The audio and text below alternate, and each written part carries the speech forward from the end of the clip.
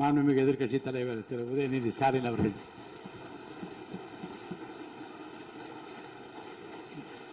மாண்புமிகு பேரவைத் தலைவர் அவர்களே, பெருமை வாய்ந்த இந்த அவையில் ஆளுநர் உரையின் மீது நன்றி தெரிவிக்கின்ற தீர்மானத்தில் பேசுகின்ற வாய்ப்பை தந்த பேரவைத் தலைவருக்கு முதலினுடைய நன்றியை தெரிவிச்சுக்கிறேன்.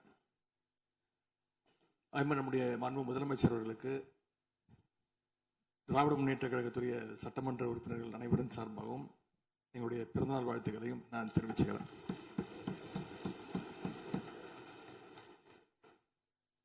இந்த புதிய ஆட்சி அமைஞ்சு சரியா 40 நாட்கள் கடந்திருக்கு.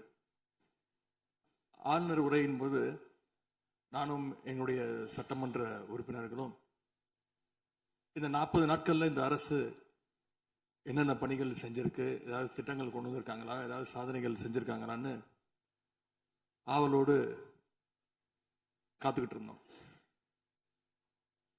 எங்களுக்கு வெறும் ஏமாற்றம் மட்டுமே எஞ்சியது. அப்படி எதுவுமே ஆளுநர் உரையில எங்களுடைய கண்களுக்கு படவில்லை, எங்களுடைய காதுகளுக்கு கேட்கவில்லை. அதே ஒரு நம்பிக்கை வாக்கெடுப்பின் பொழுது நான் பேசும்பொழுது குறிப்பிட்டு பேசினேன், ஆளுநர் வருவாரு, ஆளுநர் உரையின் மீது வந்து பேசும்போது தமிழ்தாய் வாழ்த்துக்கு முதலிடம் கொடுங்க அப்படின்னு சொன்னேன். பேரவையின் அனுமதியுடன் அலுவல் நேரம் நீட்டிக்கப்படுகிறது. அதே போல தமிழ்தாய் வாழ்த்து முதல்ல பாடப்பட்டுச்சு. உடனடியாக தேசிய கீதமும் பாடப்பட்டுச்சு. தமிழ்தாய் வாழ்த்து ஒரு முறையும் தேசிய கீதம் 2 முறையும் பாடப்பட்டுச்சு. மீறல் நடந்திருக்கு. இதுவரை கடைபிடிக்கப்பட்டு வந்த மரபை மீறி 2 முறை தேசிய கீதம் பாடப்பட்டிருக்கு. இதே கோரிக்கையை இதற்கு முன்பு இருந்த ஆளுநர் எங்களுடைய ஆட்சி காலத்திலையும் வச்சிருந்தார்.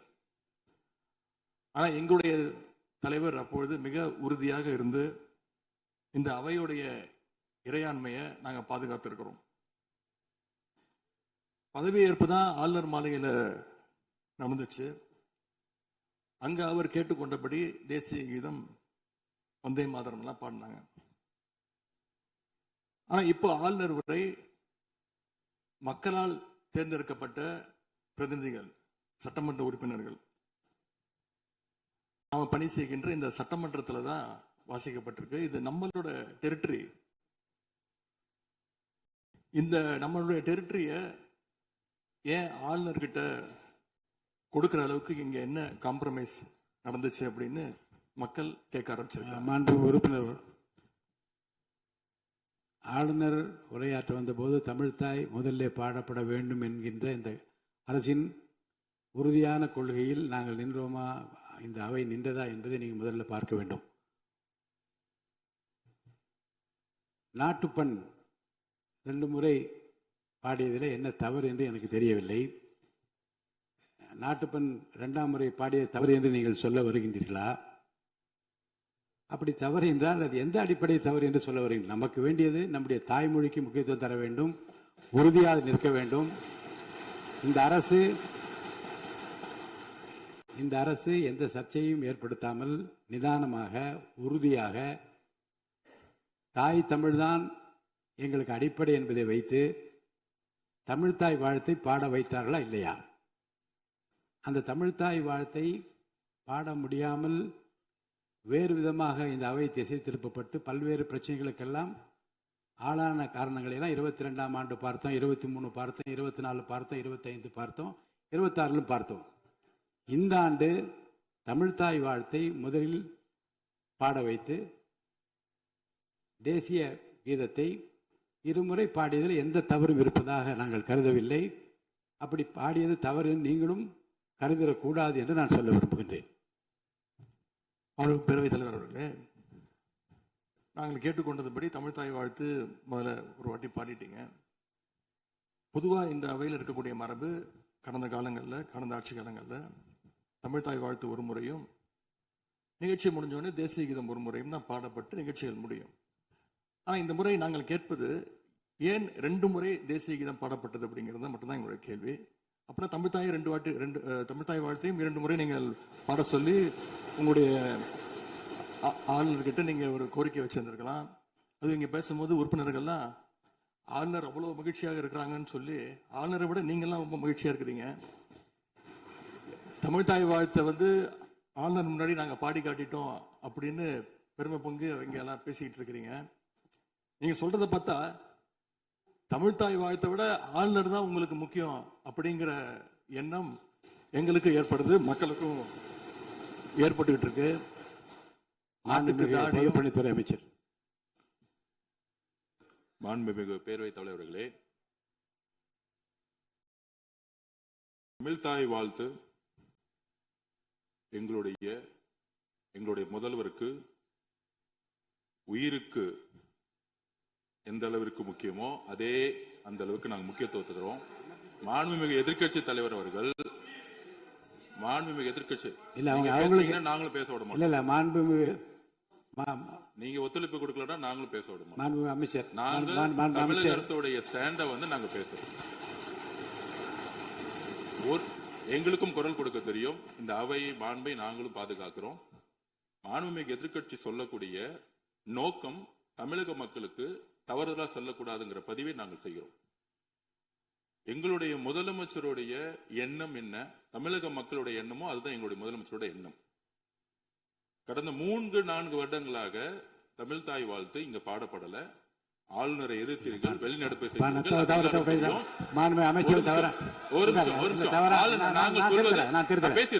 பேசி முடிக்கிறேன். ஆளுநர் முன்பு ஆளுநர் முன்பு மாண்புமிகு அமைச்சர் அவர்கள் ஒண்ணு தமிழ்த்தாய் வாழ்த்து பாடப்பட்டது. இல்ல நான் சொன்னது, நான் கருத்து என்னன்னா ஆளுநர் முன்பு பாடப்பட்டது கிடையாது. அதுதான் நான் சொல்ல வரேன். நான் பேசிடுறேன். ஆளுநர் புறக்கணித்தார், அதற்கு பின்பு பாடப்பட்டது. ஒரு நிமிஷம் நான் பதிவு பண்ணி, ஒரே நிமிஷம் நான் பதிவு பண்ணிடுறேன். நான் எங்களுடைய பதிவை நாங்க பதிவு பண்ணிடுறோம்.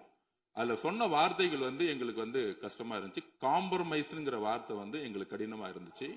நாங்க திருப்பியும் நாங்க பதிவு பண்ணிக்கிறோம். எந்த விதமான காம்ப்ரமைஸும் கிடையாது. தமிழ்த்தாய் வாழ்த்தை முதலில் பாடப்பட்டது எங்களுடைய முதலமைச்சருடைய வெற்றி, தமிழக மக்களுடைய வெற்றிங்கிறத நாங்க பதிவு பண்ணி, எந்த காம்ப்ரமைஸும் இங்க நடக்கல. அதை நாங்க பதிவு பண்றோம். உறுப்பினர் பேரவைத் தலைவர்களே, நாங்க மீண்டும் அதான் கேட்கிறோம். தமிழ்த்தாய் வாழ்த்து ஒரு முறை பாடிட்டீங்க, அதுக்கு வாழ்த்துக்கள். ஏன் தேசிய கீதம் 2 முறை பாடப்பட்டுச்சு? அப்ப ஆளுநர்கிட்ட நீங்க கோரிக்கை வச்சிருக்கனால நீங்க தேசிய கீதம் 2 முறை பாட பண்ணணும்னா, நாங்க தமிழ்த்தாய் வாழ்த்து 2 முறை இல்ல 3 முறை நாங்க போடுவோம்னு சொல்லி அதை நீங்க செஞ்சு காட்டிருக்கணும். அதுதான் நான் கேட்கிறேன். உங்களுக்கு இப்ப ஆளுநர் முக்கியமா, தமிழ்த்தாய் வாழ்த்து முக்கியமா அப்படிங்கறத நான் இந்த அரசுகிட்ட நான் கேட்க விரும்புறேன். ஆட்டுக்கு தாடியும் நாட்டுக்கு ஆளுநரும் தேவையில்லைன்னு சொன்னவர் பேரறிஞர் அண்ணா அவர்கள்.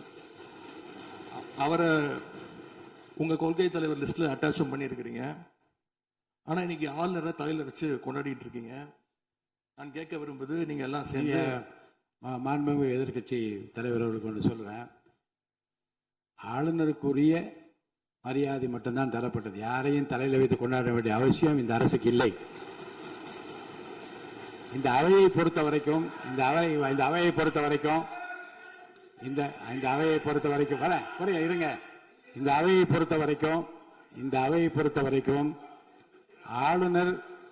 ஆளுநர் இங்கே வருகை தருகிற போது உரிய முறையில் மரியாதையும், இந்த அவையினுடைய விருப்பத்திற்கு ஏற்ப, அவைத் தலைவரின் விருப்பத்திற்கு ஏற்பதான் நிகழ்வு நடைபெறும் என்பதையும் உறுதியாக நின்று தமிழ்த்தாய் வாழ்த்தை முதலில் பாட வைத்து, தமிழ்த்தாய் வாழ்த்துக்கு பிறகு தேசிய கீதம் ஒரு முறை அல்ல 2 முறை பாடப்பட்டது. அதில் எந்த விதமான தவறும் கிடையாது. அதில் உள்நோக்கம் கற்பிப்பது தவறு என்று நான் கூறுகின்றேன்.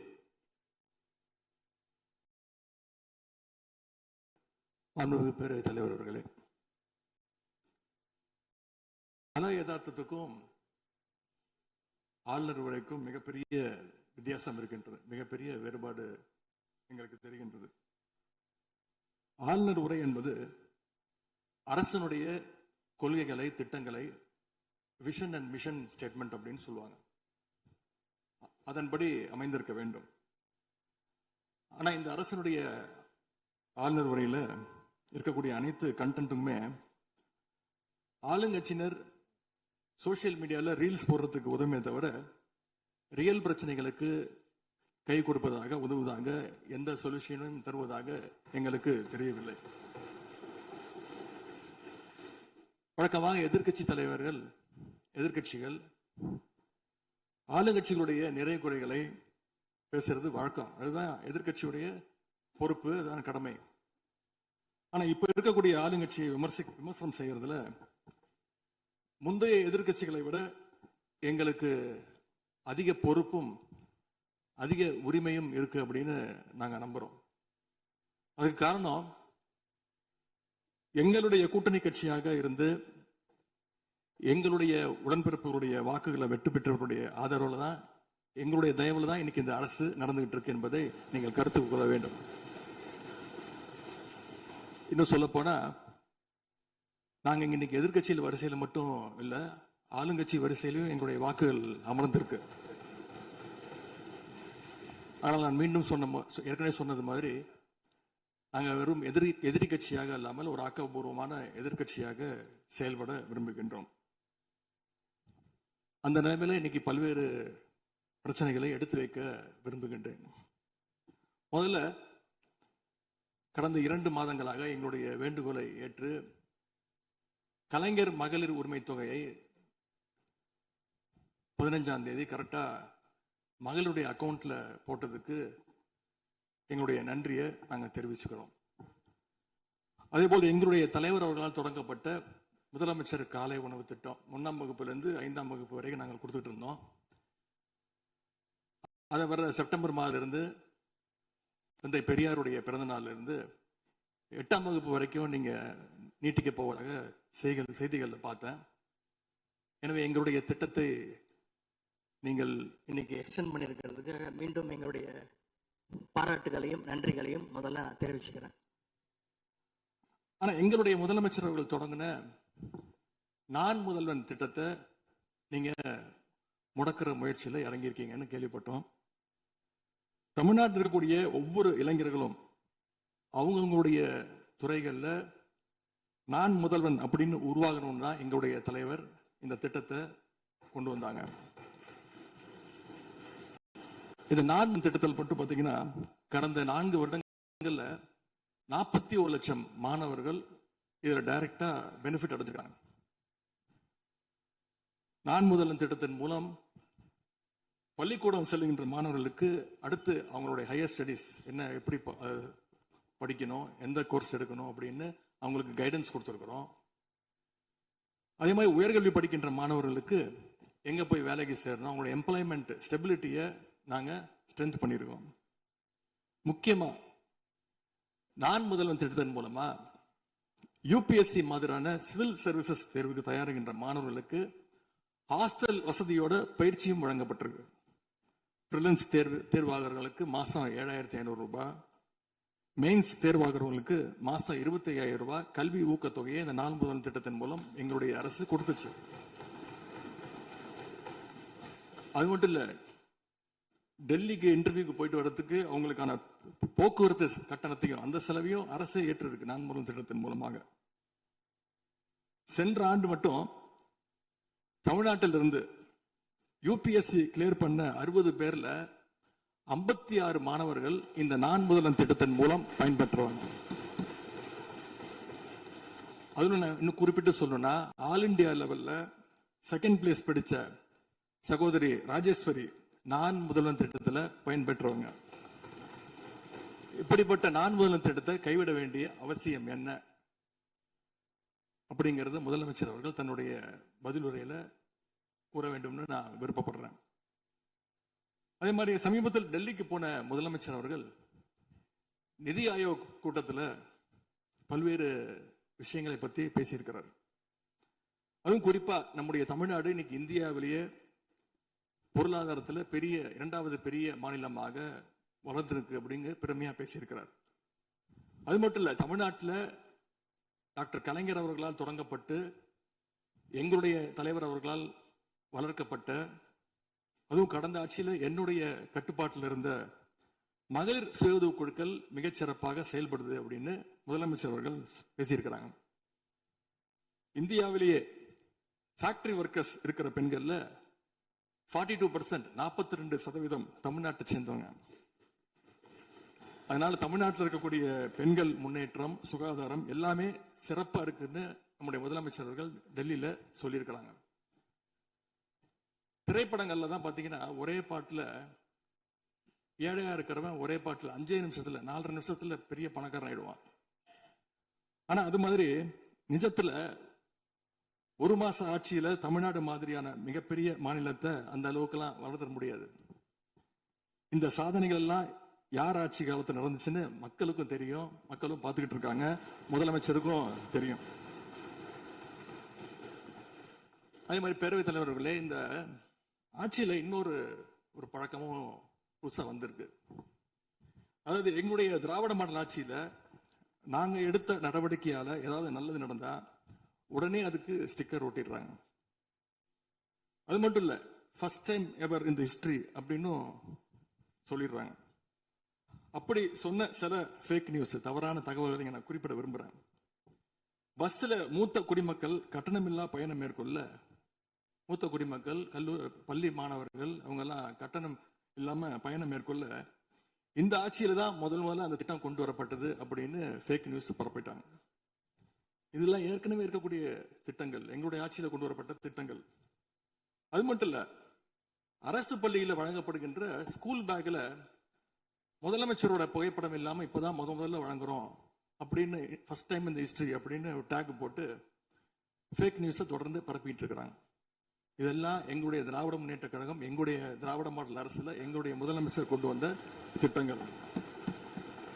இப்படி இவங்க ஸ்டிக்கர் ஒட்டின லிஸ்ட் மிகப்பெரிய லிஸ்ட். ஒரு முக்கியமான விஷயம் பத்தி இந்த நேரத்தில் பதிவு செய்ய விரும்புறேன்.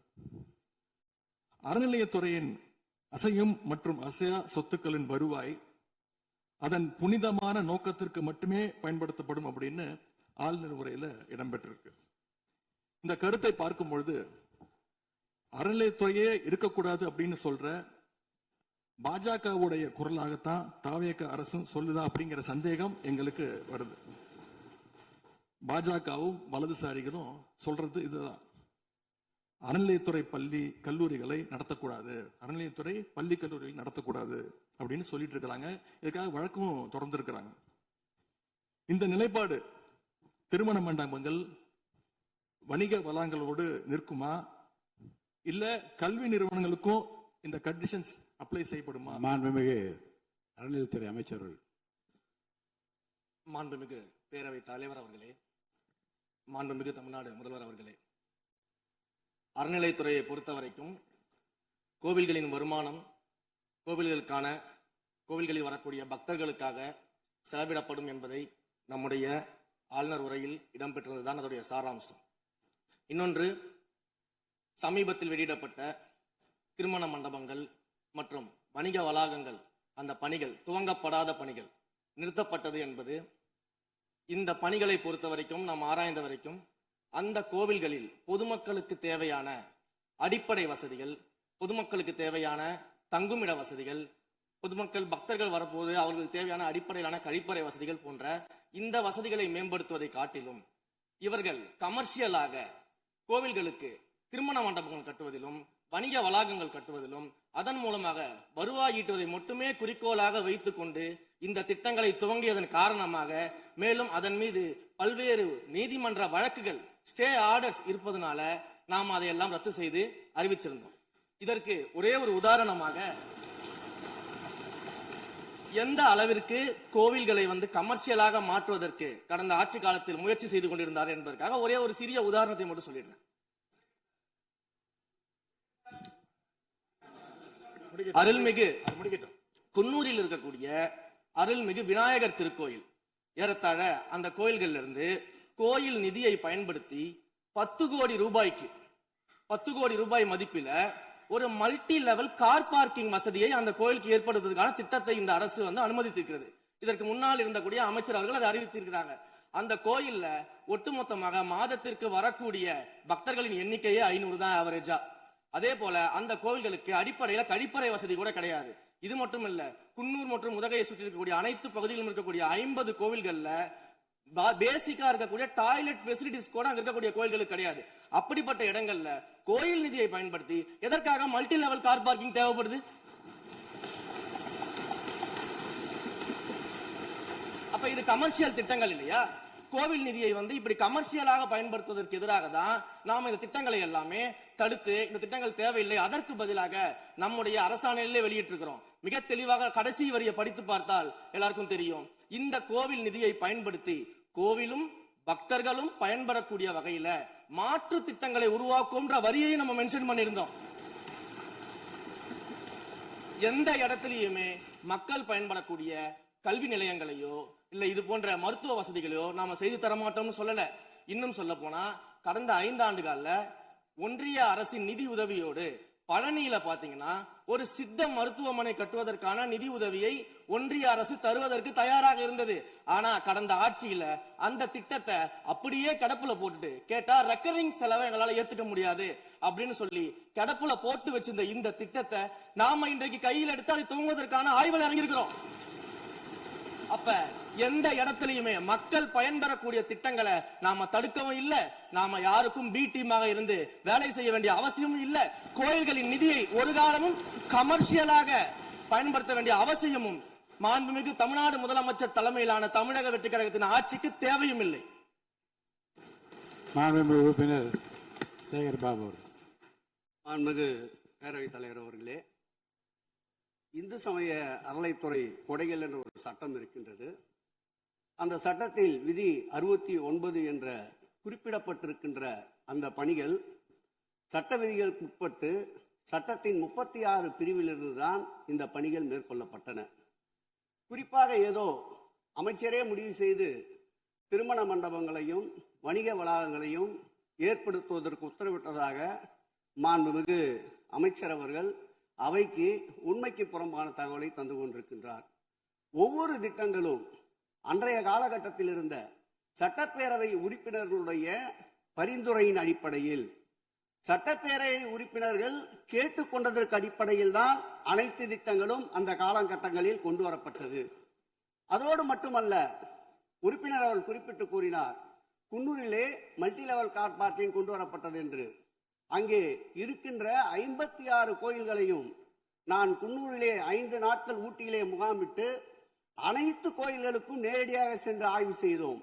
அந்த ஆய்வின் அடிப்படையில் அந்த திருக்கோயில்களுக்கு வருகின்ற பக்தர்களுடைய அடிப்படை தேவைகளுக்கு வருமானத்தை உயர்த்துவதற்காக குன்னூருக்கு சுற்றுலாவிற்கு வருகின்ற மக்களுடைய வாகனங்கள் போதிய அளவிற்கு பார்க்கிங்களுக்கு இடமில்லாமல் தவிர்க்கின்ற சூழ்நிலையில் அங்கே மல்டி லெவல் பார்க்கிங் கொண்டு வந்தால் நகராட்சி பரிந்துரையின் அடிப்படையில் வருமானம் பெருகும்.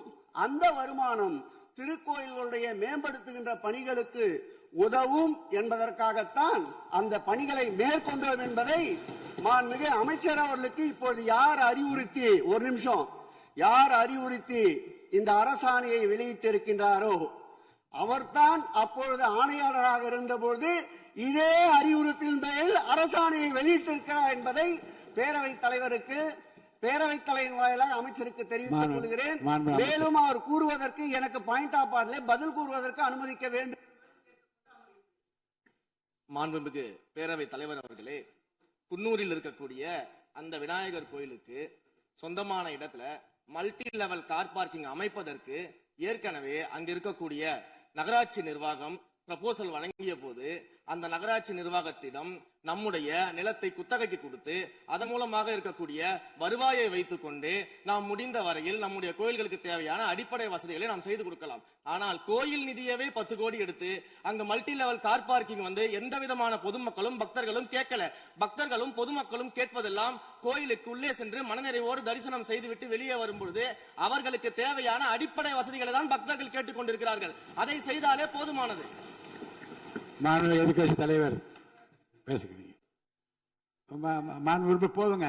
நீங்க சொன்னீங்க, விளக்கம் சொல்லி திருப்பி இதை நான் அனுமதிக்க முடியாது. மாண்பு எதிர்கட்சி தலைவர் பேசுங்க. வேண்டாம், போதும். நீங்க பதில் சொல்லிட்டீங்க பாருங்க. மல்டி லெவல் கார் பார்க்கிங் தேவைன்னு அவர் இல்லைன்னு சொன்னாரு, ஏன் போட்டு நீங்க சொல்லிட்டீங்க. அதோட விவாதம் முடிந்தது. மாண்பு எதிர்கட்சி தலைவர் பேசுங்க. நீங்க திரும்ப எதுக்கு பாயிண்ட் பாடுற? இனிமே எதிர்க்கட்சி தலைவர் பேசி முடிக்கிற வரைக்கும் குறுக்கீடுகள் அவசியம் என்றால் அனுமதிப்பேன், இல்லை அனுமதிக்க முடியாது. எதிர்க்கட்சி தலைவர் பேசலாம். ஒரு குற்றச்சாட்டு இல்ல, அவர் விளக்கம் தான் சொன்னார். என்ன குற்றச்சாட்டு சொன்னாரு? அவர் விளக்கம் சொல்லிட்டாரு. மாண்பு எதிர்க்கட்சி தலைவர் நீங்க பேசலாம். இனி மாண்பு எதிர்க்கட்சி தலைவர் பேசி முடிக்கிற வரைக்கும் எந்த குறுக்கீடுகளுக்கும் நான் அனுமதிக்க முடியாது. அவசியம் ஏற்பட்டால் விதிகள் உட்பட்டு அனுமதிக்க வேண்டிய உரிமை எனக்கு இருக்கிறது. இப்போது மாண்பு எதிர்க்கட்சி தலைவர் பேசலாம். சொல்லிட்டீங்க, நீங்க பதில் பாருங்க. அவர் சொன்ன உடனே நீங்க பதில் சொல்லிவிட்டீர்கள். குற்றச்சாட்டு அல்ல, விளக்கம் சொன்னார் அவரு. 10 கோடி ரூபாய்க்கு இந்த இடத்துல 10 கோடி ரூபாய்க்கு கோயில் படத்தை எடுத்து ஏன் பயன்படுத்தினீங்க, அது வேற எதுக்கு பக்தர்களுக்கு பயன்படு விளக்கம் சொன்னார். அவ்வளவுதான். குற்றச்சாட்டு எப்படி வராது? உங்க மேல குற்றச்சாட்டு வைக்கலையே, தவறா பயன்படுத்தினீங்க, அதுல தவறு நடந்து அவர் சொல்லலையே. அதை குற்றச்சாட்டாக எடுத்துக்கொள்ள முடியாது, விளக்கமாகத்தான் எடுத்துக்கொள்ள முடியும். மாண்புமிகு எதிர்க்கட்சி தலைவர் அவர்கள் பேசலாம்.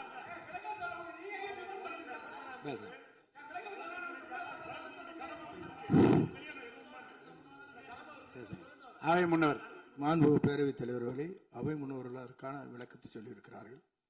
இந்த அறநிலையத்துறை அமைச்சர் அவர்கள் விளக்கத்தை சொன்னார்கள். நீங்கள் அதற்கும் விளக்கத்தை கேட்டு பதிலளித்திருக்கிறீர்கள். மீண்டும் மீண்டும் அவர் சொல்வதற்கெல்லாம் பதிலளிப்பதற்கு அவை நேரமில்லை. மாண்பு எதிர்க்கட்சி தலைவர் அவர்கள். மாண்பு பேரவைத் தலைவர்களே, முன்னாள் அமைச்சர், அறநிலையத்துறை அமைச்சர் அதற்கான சரியான விளக்கத்தை கொடுத்திருக்கிறார். இப்போ இருக்கக்கூடிய மாண்புமிகு அமைச்சர் அவர்களும் சில விளக்கங்களை கொடுத்திருக்கிறார். கார் பார்க்கிங் ஃபெசிலிட்டி என்பதும் ஒரு அத்தியாவசிய தேவைதான். அது ஒன்றும் தேவையில்லாத எல்லாருமே இப்போ கார் வச்சிருக்கிறாங்க. கோயிலுக்கு வரவங்க கார்லையும் தான் வருவாங்க. எனவே அதுவும் ஒரு தேவைப்படுகின்ற ஒரு வசதி தான். நான் கேட்டுக்கொள்வதெல்லாம், எங்களுடைய ஆட்சியில் அறநிலையத்துறை சார்பாக 4 கல்லூரிகளை திறந்திருக்கிறோம். ஆண்டுக்கு 1500 மாணவர்கள் படிச்சுட்டு இருக்கிறாங்க. அதெல்லாம் நீங்கள் தொடர போறீங்களா, இல்லை அந்த திட்டத்தை கைவிட போறீங்களா அப்படிங்கிறது தான் உங்களுடைய நிலைப்பாடு என்ன என்பதுதான். மாண்பு உறுப்பினர் சொல்லிட்டார். அதாவது ஏற்கனவே கல்லூரிகள் மற்ற அமைப்பில் எந்த விதமான தடையெல்லாம் அதையும் நாங்கள் தொடருவோம் என்ற வார்த்தை அவர் பேசும்போது குறிப்பிட்டிருக்கிறார். நன்றி.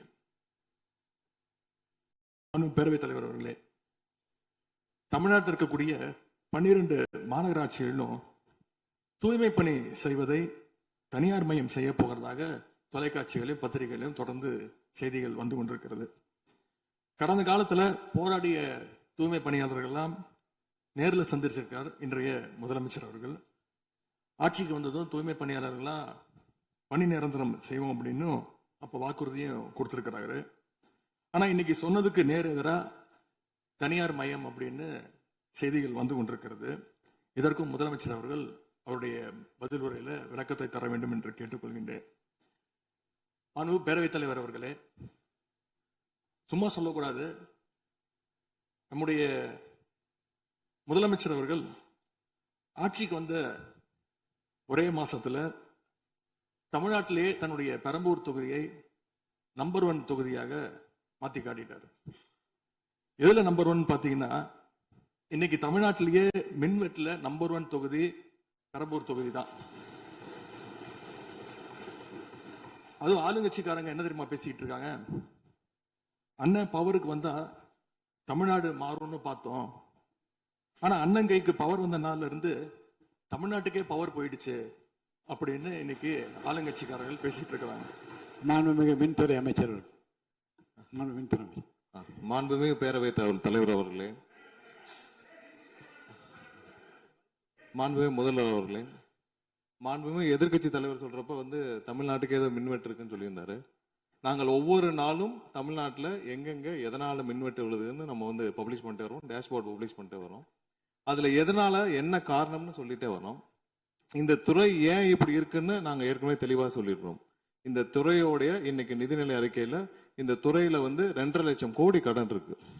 அது இல்லாமல் இந்த துறையில எந்தவித இன்ஃப்ராஸ்ட்ரக்சர் டெவலப்மெண்ட்டும் இவங்க கடந்த 5 ஆண்டுகள் 15 ஆண்டுகள் செய்யப்படவில்லை. இது சம்பந்தமாக விரிவான வெள்ளை அறிக்கை விரைவில் வெளியிடப்படும் நம்ம ஏற்கனவே சொல்லியிருக்கோம். அது இல்லாமல் இந்த துறைக்கு கடந்த 5 ஆண்டுகளாக எவ்வளவு பேர் ஆள் எடுத்தார்கள் என்று, எவ்வளவு பேர் வேலைக்கு ஆள் எடுக்கப்பட்டது என்பதையும் நாங்கள் இன்னும் ஒரு சில நாட்கள்ல இதற்கான விளக்கமாக வெள்ளை அறிக்கை நாங்கள் கண்டிப்பாக வெளியிடுவோம். இந்த துறையில் பாத்தீங்கன்னா இப்போ வேக்கண்ட் மட்டும் 70,000 வேக்கண்ட் இருக்கு. இது எல்லாம் சீரமைத்து இந்த ஒரு வாரமாக 10 நாட்களாக மொத்தம் 125 குழுக்கள் அமைக்கப்பட்டிருக்கு. இந்த துறையில வந்து நம்ம வந்து எதனால இந்த மின்வெட்டுகளை சரி செய்ய 125 குழுக்கள் அமைக்கப்பட்டு 500 பேர் வந்து வெளியிலிருந்து கான்ட்ராக்ட்லாம் எடுக்கப்பட்டு எங்கெங்கெல்லாம் மின்வெட்டுகள் இருக்கோ அது சரி செய்யப்பட்டிருக்கு. கடந்த ஒரு வாரமா நீங்க பார்த்திருப்பீங்க, ஒவ்வொரு நாளும் எதனால் மின்சாரம் தட்டுப்படுதுன்னு சொல்லி பப்ளிஷ் பண்ணிட்டே இருக்கோம். பொதுவாக குற்றச்சாட்டுகள் சொல்லுவதை தவிர்த்து விட்டு எங்க ஸ்பெசிபிக்கா எந்த நாள்னு சொல்லிட்டு பெரம்பூர்ல அதான் சொல்றோமே, பெரம்பூர்ல எத்தனை முறை மின்சாரம் தட்டுப்படுச்சு, எதனால தட்டுப்படுச்சு, எவ்வளவு நேரத்தில் அது சீர் செய்யப்பட்டது, சரி செய்யப்பட்டதுன்னு பார்த்திருக்கோம். எங்கெங்கெல்லாம் ஃபியூஸ் திருட்டுகள் நடக்கப்பட்டதோ அவர்களெல்லாம் கைது செய்யப்பட்டிருக்கிறார்கள். அதே மாதிரி வேற எங்கெல்லாம் சிசிடிவி இல்லாத இடத்தில் இருக்குதோ அங்கெல்லாம் ரோந்து பணிகள் அதிகரிக்கப்பட்டிருக்கு. கடந்த 10 நாட்களாக எங்கெங்கெல்லாம் தேவையில்லாமல் மின்வெட்டுகள் ஏற்படுத்தப்பட்டதோ, ஓவர்ஃப்ளோ லோடு அதிகமாக அனுப்பப்பட்டு அதெல்லாம் உடனடியாக சீரமைக்கப்பட்டிருக்கு. ஒவ்வொரு நாளும் குறைஞ்சது 50-55 இடத்துல வந்து மின்சாரம் தட்டுப்பாடு அங்கங்க மின்வெட்டு ஏற்படுது. ஸோ அதுல 35 இடத்துக்கு கீழேயாவது 1 மணி நேரத்துக்குள்ள சரி செய்யப்பட்டு வருகிறது. அதுக்கான டேஷ்போர்டுக்கு தெளிவாக எதிர்க்கட்சி தலைவர் பார்த்து விட்டு பேசினால் நன்றாக இருக்கும். மாண்புமிகு முன்னாள் அமைச்சர் மாண்பு உறுப்பினர் செந்தில் பாலாஜி அவர்கள். மாண்புமிகு பேரவைத் தலைவர்களே, எங்களுடைய எதிர்க்கட்சி தலைவர்கள் சொன்னார்கள் மின்வெட்டு சம்பந்தமாக. இப்போதைய அமைச்சர் அவர்கள் அது குறித்து கருத்துக்களை சொன்னார்கள். கடந்த 5 ஆண்டுகளில் சீரான மின் விநியோகத்திற்கு 393 துணை மின் நிலையங்கள் அறிவிக்கப்பட்டு அதற்கான பணிகள் பெரும்பான்மையாக முடிக்கப்பட்டு பயன்பாட்டிற்கு கொண்டு வரப்பட்டிருக்கின்றன. ஒவ்வொரு ஆண்டும் தேவைக்கேற்ப கூடுதல் மின் தேவை ஏற்படுகின்ற பொழுது அதற்கான ஏற்பாடுகள் செய்யப்பட்டு புதிய மின் உற்பத்தி திட்டங்கள் வரை அறிவிக்கப்பட்டு அது செயல்பாட்டுக்கு கொண்டு வரப்பட்டிருக்கின்றன. ஏறத்தாழ 90,000 மின்மாற்றிகள் கடந்த 5 ஆண்டுகளில் புதிதாகவும் பழுந்தடைந்ததும் மாற்றி சீரமைக்கப்பட்டன. ஒரு அமைச்சர்கள் ஒரே நிமிஷம் சொல்லி முடிச்சார். அதாவது ஒவ்வொரு ஆண்டும் கூடுகின்ற பொழுது மின் தேவை கூடுகின்ற பொழுது அதற்கான ஏற்பாடுகளை நிர்வாக ரீதியாக செய்ய வேண்டியது அரசினுடைய கடமை. ஒரு அரசு பொறுப்பேற்ற பிறகு முதல் முறையாக அந்த அரசினுடைய துறையினுடைய உயர் அதிகாரிகளை அழைத்து ஆய்வு கூட்டங்களை நடத்தி என்னென்ன குறைபாடுகள் இருக்கின்றன அதை எப்படி நிவர்த்தி செய்யலாம் என்பது களையெடுக்க வேண்டியது அரசினுடைய கடமை, துறையினுடைய கடமை. எனக்கு தெரிந்தவரை இதுவரை மின்துறையில் அந்த மின் விநியோகத்தில் இருக்கக்கூடிய துறையினுடைய அதிகாரிகள் ஆய்வு கூட்டங்கள் வரை இதுவரை நடைபெறவில்லை. அதைத்தான் அங்கிருக்கு பணியாற்றக்கூடியவர்கள் சொல்கின்றார்கள். இப்பொழுது இருக்கக்கூடிய பணியாளர்களை வைத்துத்தான் கடந்த 5 ஆண்டுகளும் மிக சிறப்பாக எந்தவித மின் தடையும் இல்லாமல் சீரான மின் விநியோகம் வழங்கப்பட்டன. எனவே கடந்த காலங்களில் இருக்கக்கூடிய குறைகளை தொடர்ச்சியாக ஒரே கருத்துக்களை முன்வைப்பதை விட இந்த அரசு துறையினுடைய அதிகாரிகளை அழைத்து ஆய்வு கூட்டங்களை நடத்தி கடைமுறை வரை மின் விநியோகம் சீராக எடுத்து செல்வதற்கான முன்னெடுப்புகளை எடுக்க வேண்டும். எங்களுடைய எதிர்க்கட்சி தலைவர் துணை முதலமைச்சராக இருந்த பொழுது அவருடைய சேப்பாக்கம் திருவல்லிக்கேணியிலேயே பல்வேறு மின் திட்டங்களை தங்களுடைய திருக்கரங்களால் தொடங்கி வைத்திருக்கின்றார்கள். அது அனைத்து தொகுதியிலும் அனைத்து மின் திட்டங்களும் சிறப்பாக கடந்த 5 ஆண்டுகளில் நிறைவேற்றப்பட்டிருக்கின்றன. அதையும் நீங்கள் எடுத்து பார்த்து இனி என்னத்தை நீங்க உங்களுடைய பத்திரிகை செய்தியிலேயே கொடுத்திருக்கிறீங்க. 100க்கும் மேற்பட்ட துணை மின் நிலையங்கள் 10,000 கோடியில் பணிகள் தற்பொழுது நடைபெற்று வருகின்றன என்று உங்களுடைய பத்திரிகை செய்தியில இருக்கு. அப்ப இதெல்லாம் கடந்த காலங்களில் தொடங்கப்பட்ட திட்டங்கள். நீங்க எதையும் தொடங்கலன்னு பொத்தாம் பொதுவா சொல்வதை விட்டுவிட்டு என்னென்ன கூடுதலாக நாம் எடுத்துக்கொள்ள வேண்டும் என்பதை கவனத்திலே இந்த அரசு கொள்ள வேண்டும். மாண்புமிகு பேரவைத் தலைவர் அவர்களே, மாண்புமிகு உறுப்பினர்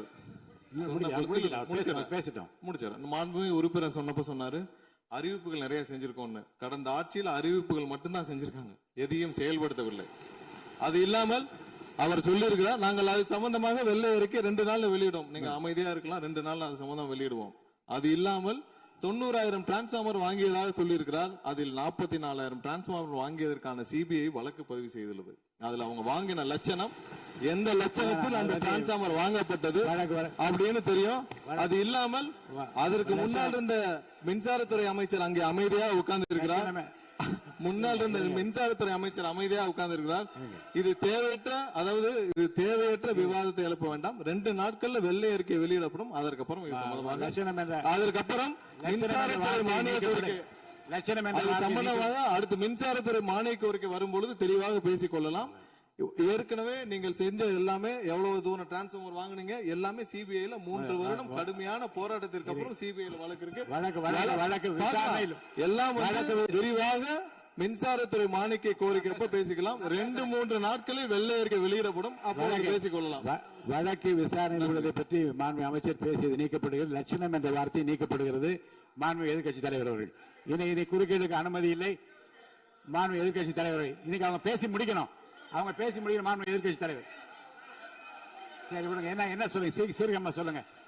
மாண்புமிகு பேரவைத் தலைவர் அவர்களே, மாண்புமிகு அமைச்சர் அவர்கள் கடந்த 15 ஆண்டுகளாக என்று ஒரு வார்த்தையை சொல்லியிருக்கிறார். கடந்த 15 ஆண்டுகளுக்கு முன்பாக மாண்புமிகு இதய தெய்வம் புரட்சி தலைவி அம்மா அவர்கள் தமிழகத்துடைய முதலமைச்சராக இருந்த பொழுது தமிழகத்தை மின் மிகை மாநிலமாக மாற்றி தமிழ்நாட்டிற்கு தேவையான மின் உற்பத்தியை விட அதிகமாக உற்பத்தி செய்து அண்டை மாநிலங்களான கேரளா, கர்நாடகா, ஆந்திரா போன்ற மாநிலங்களுக்கு மின்சாரத்தை விற்பனை செய்த மாநிலம் தமிழ்நாடு என்பதை இந்த அவையிலே பதிவு செய்கிறேன். எல்லாம் வெள்ளை அறிக்கை வருகிற போது எல்லாம் வெட்டு வெளிச்சமாகிவிடும். அதுக்கப்புறம் பேசுங்க, நீங்க பேசுங்க. எதிர்க்கட்சி தலைவர் அவர்கள்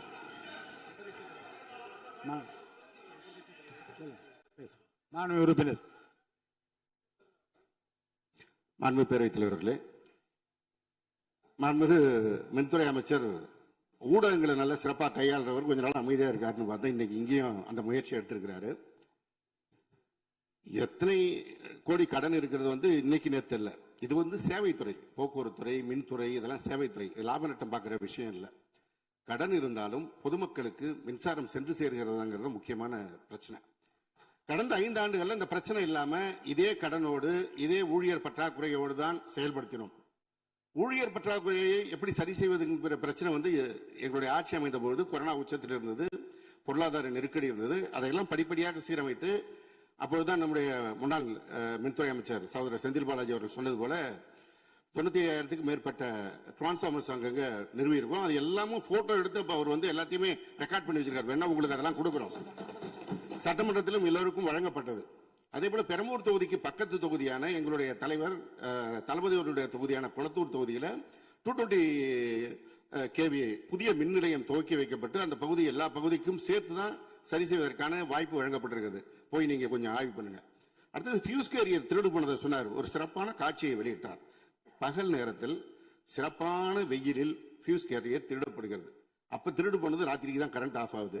எங்கேயோ சர்க்கியூட்டை கரெக்ட் பண்ணி வச்சு அதுல டைமர் வச்சிருப்பாங்க பிறகு. இங்க புடுங்கினா ராத்திரி 7 மணிக்கு மேல தான் அங்க கரண்ட் ஆஃப் ஆகிற மாதிரி டைமர் வச்சு ஃபியூஸ் கேரியர்லாம் புதுசா வந்திருக்குதாங்கிறது எங்களுக்கே சந்தேகமா இருக்கு. பேரவைத் தலைவர் அவர்களே கொஞ்சம் இருங்க. ஒரு புகார் சொல்லுகிற போது இந்த ஃபியூஸ் கேரியர் முன்னவர் மாண்பு பேரவைத் தலைவர் அவர்களே, முன்னாள் மின்துறை அமைச்சர் விளக்கத்தை சொன்னார்.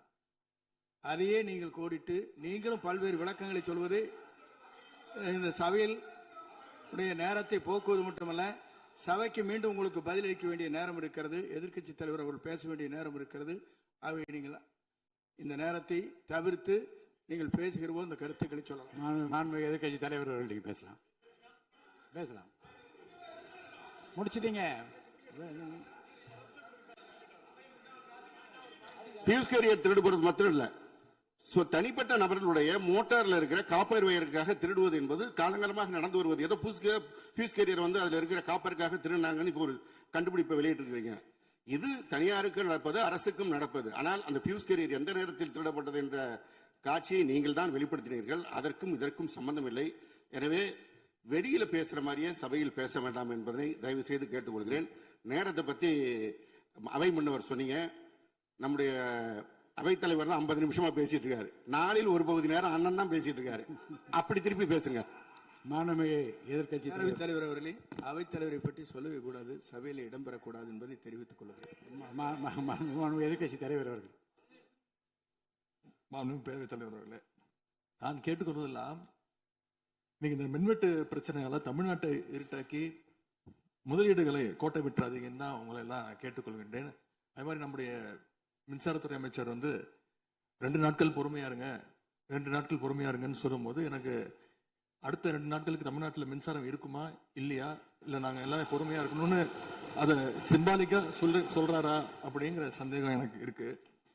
இன்னைக்கு எங்க பார்த்தாலும் அறிவிக்கப்படாத ஒரு மின்வெட்டாக இருக்கு. குடும்பங்கள்லாம் குழந்தைங்களை கூப்பிட்டு சாலை மறியலில் ஈடுபட்டு இருக்கிறாங்க. சில நாட்களுக்கு முன்பு எங்களுடைய திராவிட முன்னேற்ற கழகத்தின் சார்பாக ஒரு பொதுக்கூட்டம் அம்பத்தூர்ல ஒரு பொதுக்கூட்டம் ஏற்பாடு பண்ணியிருந்தோம். அங்க வந்து எங்களுடைய முன்னாள் அமைச்சர், இப்போ சட்டமன்ற உறுப்பினர் அண்ணன் தங்கம் தென்னரசு அவர்கள் சிறப்பு பேச்சாளராக போயிருந்தார். அவர் பேச ஆரம்பிச்சோடனே கரண்ட் கட் ஆயிடுச்சு. 30 நிமிஷம் வரைக்கும் காத்திருந்து நாங்கள் என்ன பண்ணிட்டோம், பொதுக்கூட்டத்தை அரசுக்கு எதிரான ஒரு ஆர்ப்பாட்டமா மாத்தி, கரண்டே வரல, ஆர்ப்பாட்டமா நடத்தி முடிச்சிட்டோம். அது மட்டும் இல்லை, இன்னைக்கு தமிழ்நாட்டில் பல்வேறு இடங்கள்ல, திருவண்ணாமலையில கிரிவல பாதையில மக்கள் போறப்போ தினசரி பவர் கட் பண்றாங்க. அவங்களுடைய பாதுகாப்பை இன்னைக்கு ஒரு மிகப்பெரிய ஒரு கேள்விக்குறியா ஆக்கி வச்சிருக்கு இந்த அரசு. செங்கல்பட்டு அருகே சூனாம்பேடுல கருப்பாயி அப்படிங்கிற 75 வயது மூதாட்டி, அவங்க உடம்பு சரியில்லை, வீட்டுல வெண்டிலேட்டர் சப்போர்ட்ல இருந்தப்போ பவர் கட் ஏற்பட்டு மூச்சு திணறி இறந்து போயிட்டாங்க. பவர் இல்லைன்னு தொகுதி எம்எல்ஏட்ட போய் கேட்கலான்னு பார்த்தா எம்எல்ஏ யாருன்னு மக்களுக்கு தெரியல. நிறைய பேருக்கு இங்க இருக்கக்கூடிய எல்லாம், நான் தவறா சொல்ல, எல்லாமே புதுமுகங்கள். நமக்கே பாரு போய் வெளில பார்க்கும்போது இவர் எம்எல்ஏவா இல்லையா அப்படின்னு தெரியல, உள்ள வந்தா தான் தெரியுது. முன்னெல்லாம் புயல் மழை நேரத்துல ஸ்கூலுக்கு லீவ் விடுவாங்க. ஆனா இந்த ஆட்சி அமைஞ்ச பிறகுதான் முதல் முறையா கரண்ட் இல்லைன்னு ஸ்கூல்ஸ்க்கு லீவ் விட ஆரம்பிச்சிருக்காங்க. சென்னை, பெரம்பூர் மற்றும் வியாசர்பாடியில கடந்த ஜூன் 9ஆம் தேதி அன்னைக்கு 4 தனியார் பள்ளிகளுக்கு கரண்ட் இல்லைன்னு லீவ் விட்டாங்க. முன்னாடி மழை வர்றப்பெல்லாம் ஸ்கூல் பசங்க டிவி ஆன் பண்ணி இன்னைக்கு ஸ்கூல் இருக்கா இல்லையான்னு தெரிஞ்சுப்பாங்க. ஆனா இப்பெல்லாம் டிவி ஆன் பண்ண முடியலன்னு தெரிஞ்சுக்கிறாங்க, சரி இன்னைக்கு கரண்ட் இல்லை, இன்னைக்கு ஸ்கூல் லீவ் தான் அப்படின்னு. ஸோ ஒரு மிகப்பெரிய ஒரு அட்வான்ஸ் டெக்னாலஜி இந்த அரசு உருவாக்கி இருக்கு. எதிர்கட்சியான எங்க பொதுக்கூட்டத்துல தான் பவர் கட் ஆகுதோன்னு நான் கூட நினைச்சிட்டு இருந்தோம், வருத்தப்பட்டோம். ஆனா அமைச்சரவையில இடம்பெற்றிருக்கக்கூடிய விடுதலை சிறுத்தைகள் கட்சியுடைய தலைவரான அண்ணன் திரு தொல் திருமாவளவன் அவர்களும் பவர் கட்ல பாதிக்கப்பட்டிருக்கிறார். விடுதலை சிறுத்தைகள் கட்சியுடைய தலைமையகத்துக்கு முன்னாள் ஒன்றிய அமைச்சர் முன்னாள் அமைச்சர் அண்ணன் ப சிதம்பரம் அவர்கள் போயிருக்காரு. ஒரு உள்ள போனோடனே கரண்ட் கட் ஆயிடுச்சு. கிட்டத்தட்ட 1 மணி நேரம் 2 பேரும் இருட்டிலே உட்காந்து பேசியிருக்கிறாங்க. கரண்ட் வருமா வராதான்னு, ஏசி ஓடல, வேர்த்து கொட்டி 2 பேரும் பேசிட்டு இருந்திருக்காங்கன்னு அண்ணன் திருமா அவர்களே பதிவு போட்டிருக்கிறார். இந்த ஆட்சியில தமிழ்நாட்டுடைய தலைநகரத்துக்கு இதுதான் நிலைமை. பவர்ல ஷேரிங் கொடுத்த ஆளுங்கட்சியால அவங்க அமைச்சரவையில் இருக்கக்கூடிய கட்சியுடைய அலுவலகத்துக்கு பவர் கொடுக்க முடியாம இன்னைக்கு தடுமாறிட்டு இருக்கிறாங்க.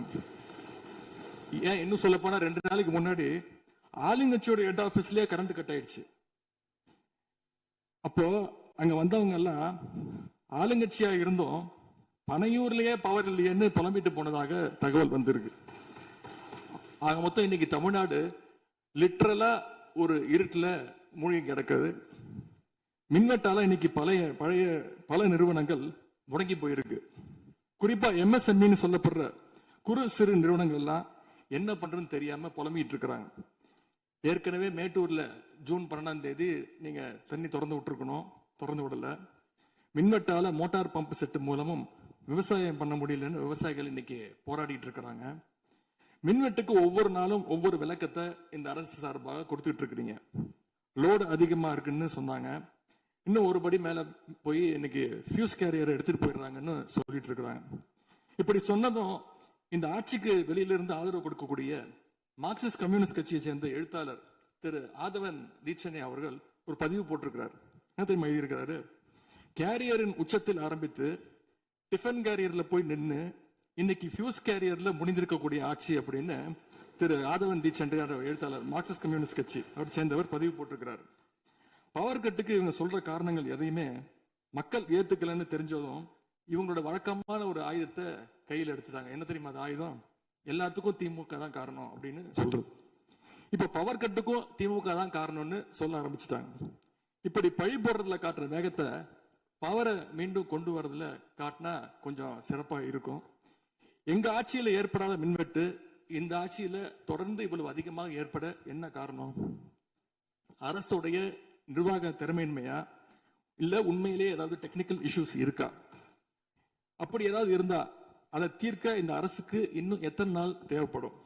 இந்த நிலைமை தொடராம இருக்க என்ன நடவடிக்கை எடுக்க போறீங்கன்னு முதலமைச்சர் அவர்கள் தன்னுடைய பதிலுரையில சொல்லணும். ஒரே ஒரு ஆறுதல், ஒரே ஒரு மகிழ்ச்சியான செய்தி என்னன்னா, ஆளுநர் உரையின் பொழுது சட்டமன்றத்தில் பவர் கட் ஆகல. அதுக்கு இந்த அரசை பாராட்டலான்னு நான் நினைச்சேன். அப்படி நினைக்கும் போது பாத்தீங்கன்னா சட்டசபை நிகழ்ச்சியை லைவ்ல கட் பண்ணிட்டாங்க. இன்னைக்கு லைவ்ல வந்துட்டு இருக்கா அப்படின்னு எனக்கு தெரியல, கொடுத்துருக்கிறதா சொன்னாங்க.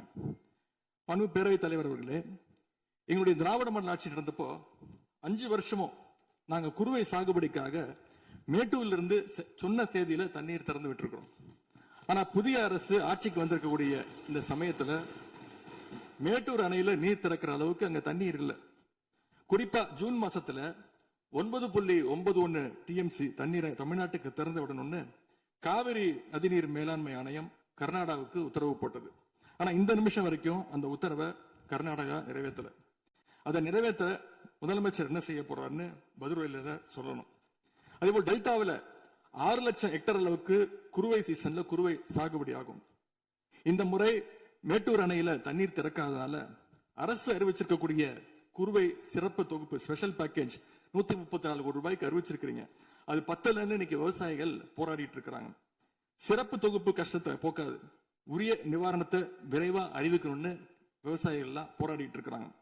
அதனால டெல்டா விவசாயிகளின் சார்பாக ஒரு கோரிக்கையை முதலமைச்சர் அவர்களுக்கு வைக்க விரும்புகிறேன். தமிழ்நாடு முழுக்க போராடிட்டு இருக்கக்கூடிய அனைத்து விவசாய சங்க பிரதிநிதிகளையும் அழைச்சு முதலமைச்சர் அவசரமாக ஒரு ஆலோசனை கூட்டத்தை நடத்த வேண்டும். காலதாமதம் இல்லாம விரைவா அந்த கூட்டம் நடத்தப்பட வேண்டும்னு கோரிக்கை வைக்கிறேன். அவங்களுடைய கோரிக்கைகளை நிறைவேற்றி கொடுக்கிறதுக்கான அனைத்து நடவடிக்கைகளையும் அரசு எடுக்க வேண்டும்.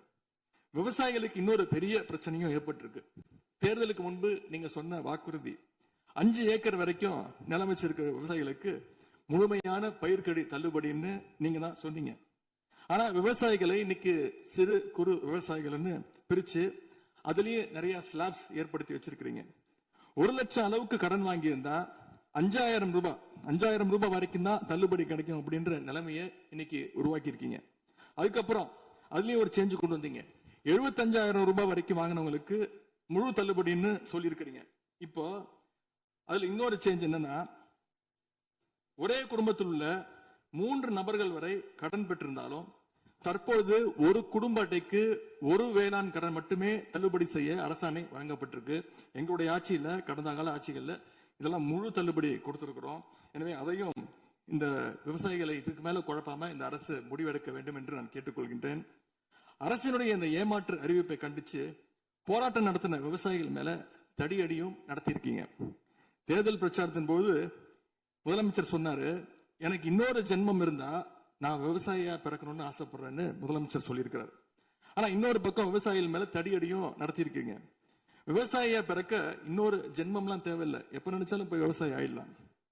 ஆகவே வெற்று வார்த்தைகளால விவசாயிகளை ஏமாத்தாம இந்த அரசு செயல்படணும்னு நாங்க விரும்பி கேட்டுக்கொள்கின்றோம்.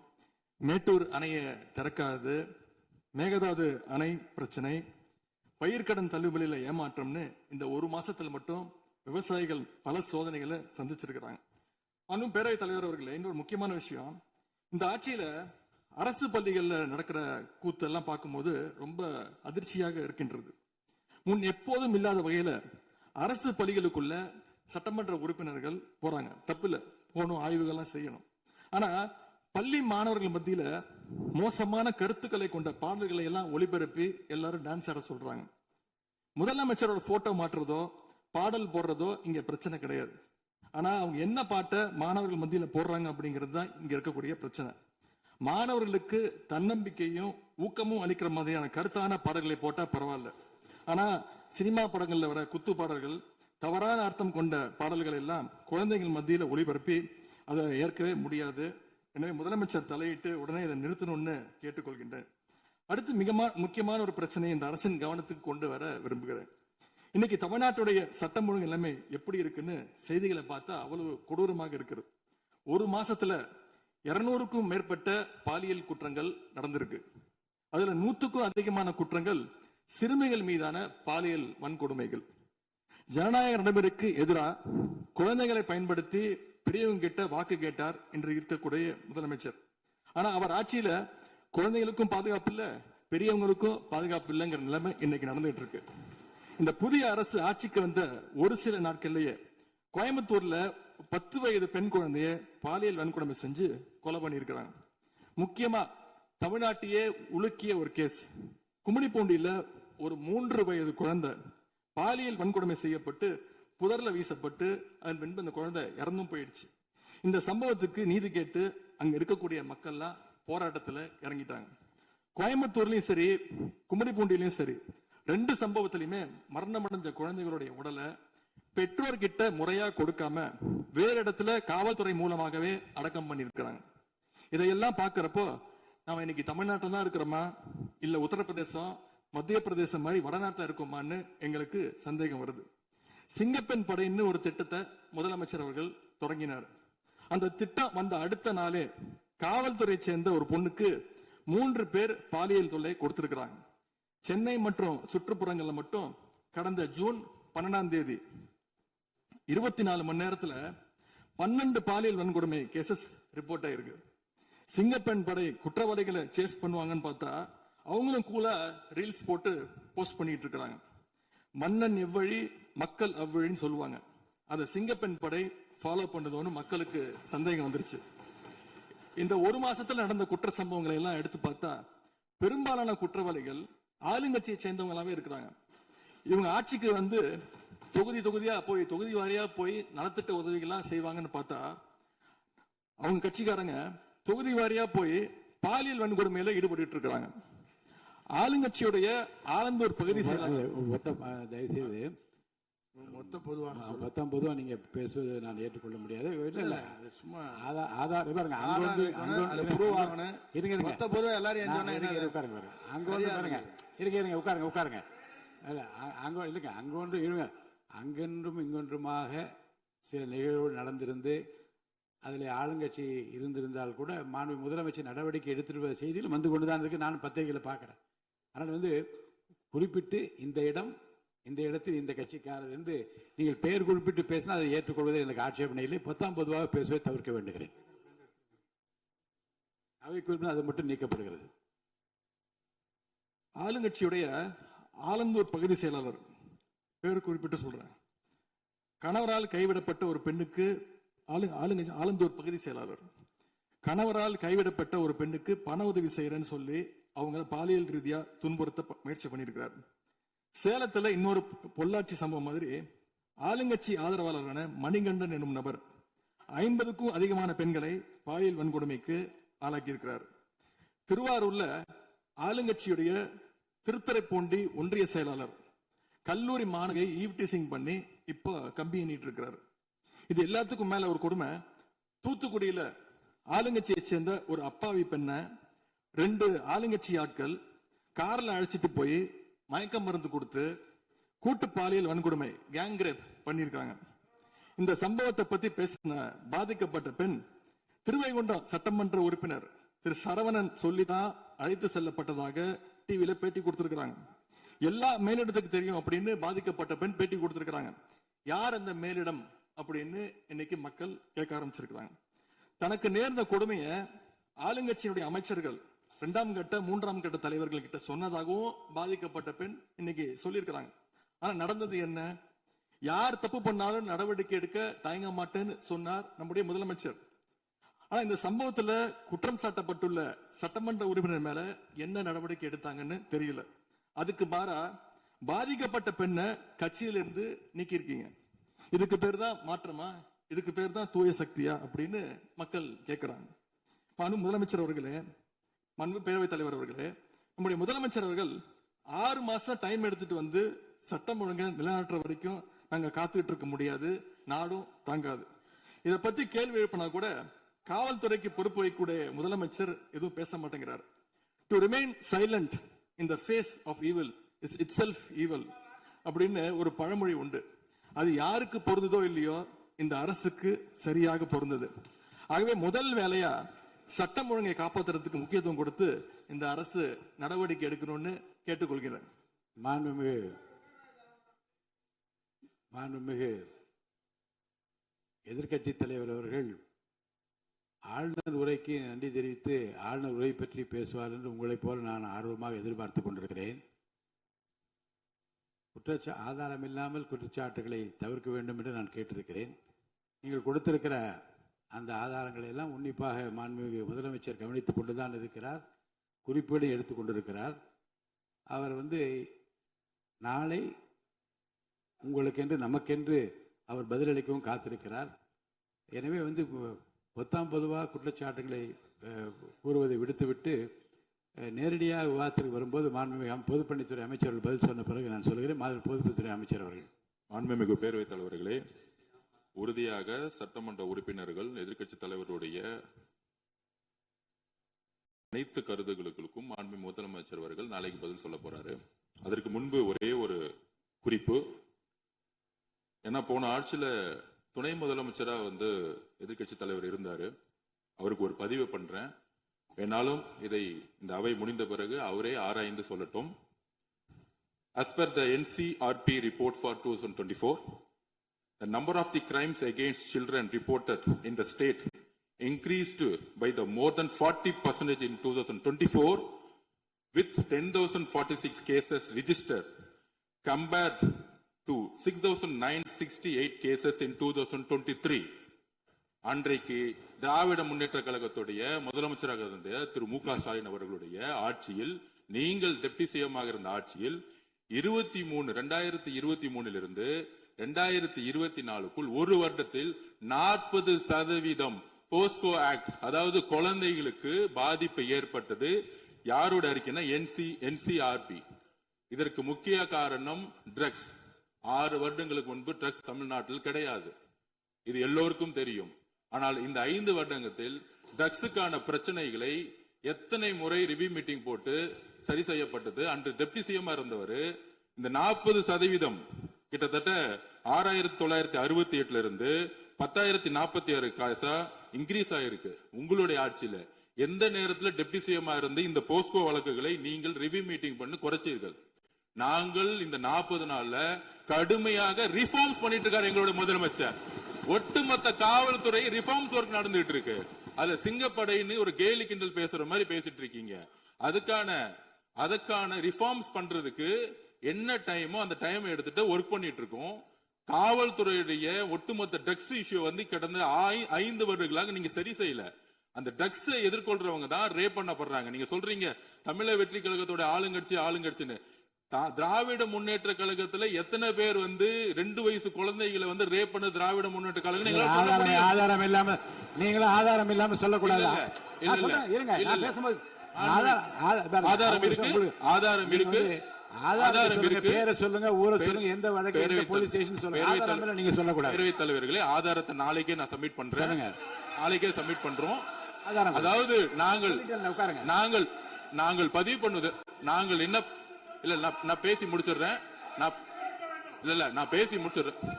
நாங்க பேசி முடிச்சிடுறோம். அதுக்கப்புறம் கருத்து சொல்ல. அதாவது ஒரு கட்சியில நான் பேசி முடிச்சிடுறேன். ஒரு கட்சியில கோடான கோடி மெம்பர்ஸ் இருப்பாங்க. 1 கோடி பேர், அவங்க 2 கோடி பேர் சொல்லுவாங்க. நாங்க அது மாதிரி 1 கோடி பேர் 2 கோடி பேர் சொல்லுவோம். அதுல சில பேர் செய்யக்கூடிய தவறுகளை உடனடியாக கவனித்து வரும் பொழுது யாரெல்லாம் தவிர உடனடியாக கைது செய்யப்பட்டிருக்காங்க. இது திமுக, அதிமுக மித்த கட்சி பிரச்சனைகள் கிடையாது. எந்த நபர் தவறு செய்தாலும் கட்சியின் அடிப்படையில் எந்த சட்டம் ஒழுங்கு கிடையாது. எங்களுடைய மாண்புமிகு முதலமைச்சருடைய தலைமையில் சட்டம் ஒழுங்கு நேர்மையான முறையில் மாற்றப்பட்டிருக்கு, கட்சிக்கு அப்பாற்பட்டு. இதை நாங்கள் பதிவு செய்கிறோம். அதனால மாண்புமிகு துணை முதலமைச்சர் அவர்கள் எந்த அளவுக்கு போஸ்கோ கேஸும் ட்ரக்ஸோட இஷ்யூஸும் 2021-26 அதிகமாகிறத உங்களுடைய ஆய்வை நீங்கள் மேற்கொள்ளுங்கள், எழுதி வைத்துக் கொள்ளுங்கள். 6 மாதத்துக்குள் சட்டம் ஒழுங்கு இந்தியாவில் எந்த அளவிற்கு ஒரு உதாரணமாக இருக்குமோ பெண் பாதுகாப்புக்கும் குழந்தைகள் பாதுகாப்புக்கும் ஒரு நேர்மையான ஆட்சியை எங்கள் தலைவர் கொடுப்பாருங்க. நாங்கள் பதிவு பண்றோம். மாண்புமிகு எதிர்க்கட்சி தலைவர் அவர்கள்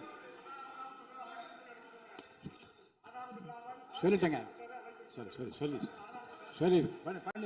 சொல்லியாச்சு, ஏற்கனவே சொல்லியாச்சு. பேரவைத் தலைவர் ரிஃபார்ம் பண்ணிட்டு இருக்கீங்கன்னு சொல்றீங்க, பண்ணுங்க. தூத்துக்குடியில் என்ன ஆக்ஷன் எடுத்திருக்கீங்க அதை மட்டும் தெரிஞ்சுக்க விரும்புறேன். தூத்துக்குடியில் இப்போ ஒரு இன்சிடென்ட் சொன்னல உங்களுடைய சட்டமன்ற உறுப்பினர், அதுக்கு மட்டும் கொஞ்சம் விளக்கம் கொடுத்தீங்கன்னா நல்லா இருக்கும். அதே போல தமிழ்நாட்டுக்கு வர வேண்டிய மிகப்பெரிய தொழில் முதலீடுகள் எல்லாம் இன்னைக்கு பக்கத்து மாநிலங்களுக்கு போகிறதாக பத்திரிகையிலையும் மேகசின்ஸ்லையும் தொடர்ந்து செய்திகள் வந்துட்டு இருக்கு. தொழில்துறை கைடன்ஸ் தமிழ்நாடு அமைப்புகள்ல முந்தைய ஆட்சியில் இருந்தக்கூடிய அதிகாரிகளை திடீர்னு மாத்தினதும் ஒரு தவறான முடிவுன்னு நாங்கள் கருதுறோம். இதனால தமிழ்நாடு பாதிக்கப்பட்டிருக்கு அப்படின்னு பத்திரிகைகளை தொடர்ந்து அறிக்கைகள்லாம் வந்துகிட்டு இருக்கு.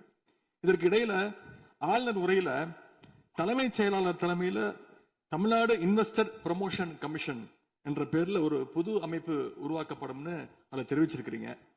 அப்படின்னா இப்ப சிறப்பா செயல்பட்டு வருகின்ற கைடன்ஸ் தமிழ்நாடு அமைப்பு என்னவாகும் அப்படின்னு முதலமைச்சருடைய பதிலுரையில சொல்லணும்னு நாங்க விரும்புறோம். மாண்பு பேரவைத் தலைவர் அவர்களே, இந்த அரசின் முன்னாடி இவ்வளவு பிரச்சனைகள் இருக்கு, ஏகப்பட்ட பிரச்சனைகள் இருக்கு. இதையெல்லாம் தீர்க்க முயற்சி பண்ணாம அடுத்த கட்சி ஆட்களை இழுக்கிற வேலையை தான் நீங்க எல்லாம் முழுவீச்சுல செஞ்சுக்கிட்டு இருக்கீங்க.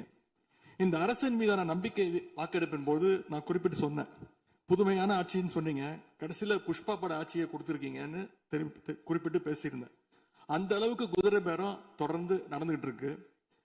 அப்படி பேசின அப்புறமாவது எதிர்கட்சி தலைவர்களுக்கு இந்த குதிரை பேரம் கழுதை பேரம் என்பதை பற்றியெல்லாம் பேசுவதற்கு இடமல்ல. இது ஆதாரம் இல்லாமல் எந்த பேரத்தை பற்றி பேசுவதை நான் அனுமதிக்க முடியாது. நீங்க அடுத்த இதுக்கு போலாம்.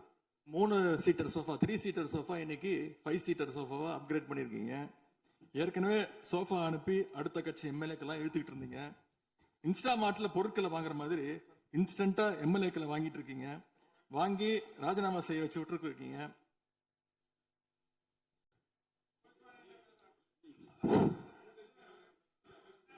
இல்ல நான் என்ன சொல்றேன், எந்த பேரத்தையும் பற்றி இங்க பேச அனுமதி கிடையாதுன்னு தான் நான் சொல்றேன்.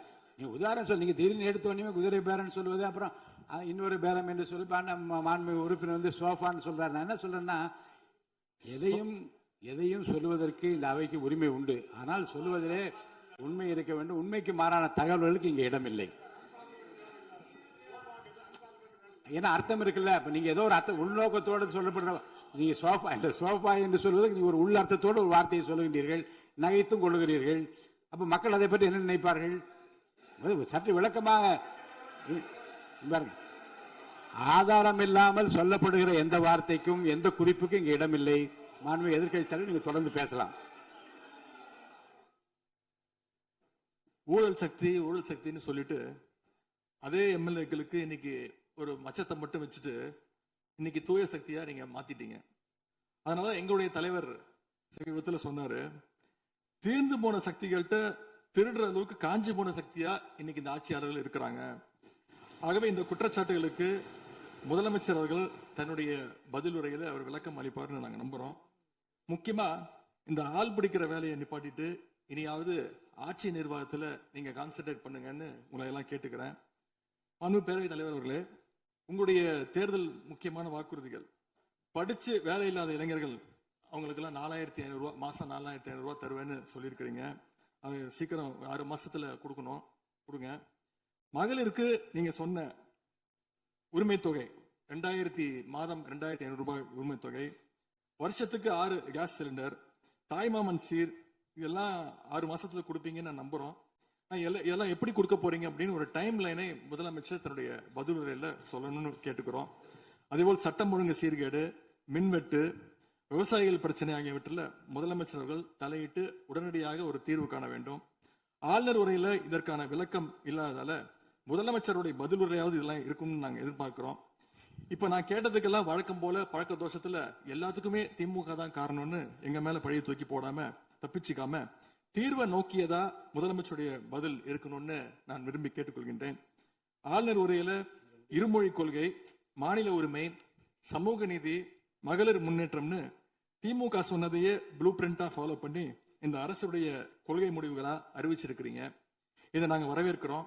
மற்றபடி ஆளுநர் உரையில தமிழ்நாட்டுடைய வளர்ச்சிக்கான ரோடு மேப் எதுவும் இல்லைன்னு கூறிக்கொண்டு முழுக்க முதலமைச்சருடைய புகழுரையாகத்தான் இந்த ஆளுநரை அமைஞ்சிருக்குன்னு சொல்லி வாய்ப்புக்கு நன்றி கூறி விடைபெறுகின்றேன். நன்றி, வணக்கம்.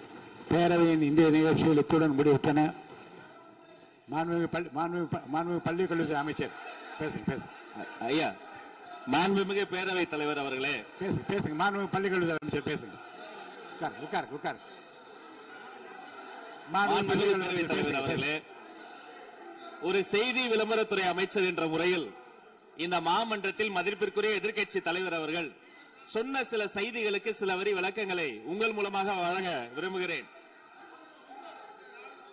தன்னுடைய பேச்சிலே மாண்புமிகு எதிர்க்கட்சி தலைவர் அவர்கள் சில விளக்கங்களை ஆக்கப்பூர்வமாக ஆதாரத்தோடு கூறியிருந்தால் அதை குறிப்பெடுத்து அதன்படி இந்த தமிழ்நாடு அரசு தன்னுடைய திசைவழி போக்கை சரியான முறையில் செலுத்திக் கொள்ள தயாராக தான் இருக்கிறது. நான் முதல்வன் திட்டத்தை முடக்குவதற்கோ மாற்றுவதற்கோ எங்களுக்கு எந்த திட்டமும் இல்லை. ஆனால் சில விஷயங்களை தெளிவுபடுத்த வேண்டும். 40 நாள் விரதம் முடிப்பது போல 40 நாட்கள் ஆட்சியை இந்த தாவேக அரசு நிறைவு செய்திருக்கிறது. இந்த 40 நாட்களும் பார்த்து விட்டேன், ஏமாற்றம் மட்டும்தான் மிச்சம் என்று அவர் சொன்னார். ஆனால் மக்கள் திமுகவினுடைய 40 நாள் அல்ல 5 ஆண்டுகளையும் பார்த்துவிட்டு அந்த வந்த ஏமாற்றத்தால் தான் இப்படி ஒரு தீர்ப்பை எங்களுக்கு வழங்கி இருக்கிறார்கள். ஆளுநர் மகிழ்ச்சி, அமைச்சர்கள் மகிழ்ச்சி, ஆளுநர் மகிழ்ச்சி என்றெல்லாம் சொன்னார். இந்த அரசில் தமிழ்நாடு மக்கள் மகிழ்ச்சியாக இருக்கிறார்கள் என்பதை தான் இன்றைய சட்டமன்றத்தினுடைய போக்கு காட்டுகிறது. நான் முதல்வன் திட்டத்தை பொறுத்தவரை தமிழ்நாடு முழுக்க இருக்கக்கூடியவர்களை நான் முதல்வன் என சொல்ல வைத்துவிட்டு ஒரே ஒரு குடும்பத்தில் மட்டும் முதல்வர்கள் வந்து கொண்டிருக்கின்ற போக்கை மாற்றுவதற்காக தான் இப்படி ஒரு சட்டமன்றம் அமைந்திருக்கிறது. தமிழ்நாடு வரலாற்றில் முதல் முறை முதலமைச்சர் மட்டுமல்ல, மாண்புமிகு சி ஜோசப் விஜய் அவர்கள் முதல் முறையிலேயே முதலமைச்சராக இருக்கிறார். அவருக்கு பிறந்தநாள் வாழ்த்துக்களையும் சொல்லிக் கொண்டு, நிதி ஆயோக் கூட்டத்தில் மாண்புமிகு முதல்வர் சொன்னதெல்லாம் 40 நாட்கள் நீங்கள் செய்திருக்க முடியாது, அது திமுக தான் காரணம் என்று சொன்னார்கள். நானும் அதை தான் சொல்கிறேன். இன்று அவர் சொன்ன சட்டம் ஒழுங்கு, போதை பொருள் எல்லா பிரச்சனைக்கும் 5 ஆண்டு காலமாக அவர்கள் செய்த திமுக ஆட்சி தான் காரணமாக இருக்க முடியும் என்பதையும் சுட்டிக்காட்டிக் கொள்கிறேன். பள்ளி மாணவர்கள், ஒரு கல்வித்துறை அமைச்சர் நான், பள்ளி மாணவர்களினுடைய புத்தக பையிலே அன்றைய முதல்வர் ஸ்டாலின் படத்தை நாங்கள் போடவே இல்லையே என்று பெருமையாக சொன்னார். அப்புறம் ஏன் சார் லேப்டாப்ல மட்டும் அந்த படத்தை போட்டீங்க? நீங்க லேப்டாப்பில் போட்ட படத்தை எங்கள் மாணவர்கள் திண்ணர் வைத்து அழித்து விட்ட காட்சிகளும் சமூக வலைதளத்தில் பார்த்து கொண்டுதான் இருக்கிறோம். ஒரு வரியில் சொல்லுகிறேன், கோயில் பிரச்சனையை முத்தமிழறிஞர் டாக்டர் கலைஞரினுடைய வசனத்தையே சொல்கிறேன். நாங்கள் கோயில் கூடாது என்று சொல்லவில்லை, கோயில் கொடியவர்களின் கூடாரமாக மாறிவிடக் கூடாது என்றுதான் சொல்லுகிறோம். தூய்மை தொழிலாளர்களை இன்றே பார்த்து விட்டதாக முன்னாள் முதல்வர் பார்த்து விட்டதாக சொல்கிறார்கள். எங்கள் கேள்வியே அதுதான். 10 நாட்கள் ஒரு வாய் சாப்பிடாமல் உண்ணாநோம் இருந்த போது நானும் எனது சகோதரர்கள் அண்ணன் ஆனந்தும் மாதவம் போய் பார்த்தோமே. இன்று தூய்மை தேவதைகளை பார்க்கிற திரு ஸ்டாலின் அவர்கள் அன்னைக்கு ஏன் சார் பார்க்கல? ரிப்பன் மாளிகைக்கு அட்ரஸ் தெரியலையா? எப்படி போக வேண்டும் என்ற பாதை தெரியவில்லையா? தமிழ்நாடு எத்தனையோ திருடர்களை பார்த்திருக்கிறது. அலிபாபாவும் 40 திருடர்களையும் கூட பார்த்திருப்பீர்கள். அலிபாபாவும் ஃபியூஸ் கேரியர் திருடர்களையும் இப்போதுதான் எங்களுடைய மின்சாரத்துறை அமைச்சர் பார்த்துக் கொண்டிருக்கிறார். அதை குறித்த நடவடிக்கை எடுக்கப்பட்டுக் கொண்டிருக்கிறது. அவர்கள் மின்வெட்டை குறித்து சொன்னதற்கு மாண்புமிகு புரட்சித் தலைவி அம்மா அவர்கள் இதே மாமன்றத்தில் சொன்ன ஒரு வரியை சுட்டிக்காட்ட ஆசைப்படுகிறேன். இந்த மாமன்றத்திலே தமிழ்நாட்டிற்கு மின்சார தடையை அறிமுகம் செய்த திமுக எதற்கு மின்சார தடையை பற்றி பேசுகிறது என்று அவர் கேட்டார். கலைஞர் வண்ண தொலைக்காட்சி கொடுத்தார்கள், அந்த நாட்களை பார்க்க முடியாது. கலைஞர் வண்ண தொலைக்காட்சி கரண்ட் இல்லாம கரப்பு இல்லையா, பிளாக் அண்ட் ஒயிட்டாவே போன அந்த காலங்களை எல்லாம் மறந்துவிட்டு ஆதாரம் இல்லாமல் உண்மைக்கு புறமான செய்திகளை மாமன்றத்தில் அவர்கள் சொல்வதை இதோடு நிறுத்திக் கொள்ள வேண்டும்.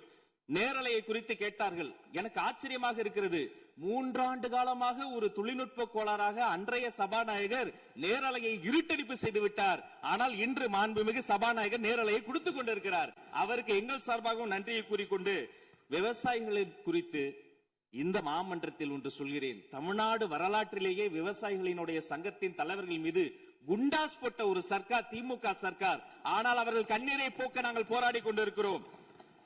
அரசு பள்ளிகளில் எந்த கட்சிக்காரர்களும், அது தாவேகாரர்களாக இருந்தாலும் சரி, பள்ளி மாணவர்களை தொந்தரவு செய்யாதீர்கள் என்று சொன்னதோடு மட்டுமல்ல, பெருமையோடு சொல்கிறேன், எங்கள் கட்சியினுடைய ஒன்றிய செயலாளர் அரசு பள்ளியில் சென்று ரிலீஸ் எடுத்ததற்காக நேற்றைய தினம் கட்சியை விட்டு நீக்கியிருக்கிறார் என்னுடைய பொதுச் செயலாளர். சட்டம் ஒழுங்கு பிரச்சனையை பற்றி பேசுகிறவர்களுக்கு அண்ணா பல்கலைக்கழகம் நினைவுக்கு வரவில்லையா?